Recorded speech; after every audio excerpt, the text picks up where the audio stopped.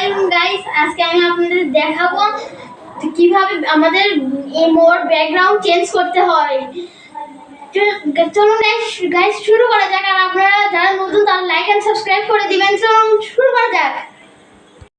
তো গাইস তার জন্য আমাদের ফার্স্টে ইমোতে যেতে হবে আর যে কারো একটা প্রোফাইল ঢুকতে হবে। ঢুকে আপনারা দেখুন এখানে কিন্তু আমাদের সাদা হয়ে আছে, কিছু কিন্তু নেই। তো তার জন্য আমাদের এখানে যেতে এই অপশনটাতে যেতে হবে। এখানে গিয়ে এই তো দেখুন ওয়ালপেপার আছে, এখানে ঢুকতে হবে। ক্লিক করার পরে দেখুন এখানে অনেকগুলা আছে, এখানে আপনারা যে কোনো একটা নিতে পারেন। আবার আপনারা চাইলে এখানে এই অপশনটাতে ক্লিক করে পছন্দ মতো একটা ওয়ালপেপার সেটও করতে পারেন। তো গাইস আমি এটা সেট করে নিয়েছি। তারপরে আপনাদের এই অপশনটাতে যেতে হবে। এখানে গিয়ে এখানে চাপ দিতে হবে, তাহলে আপনাদের এখানে দেখবেন আসে গেছে।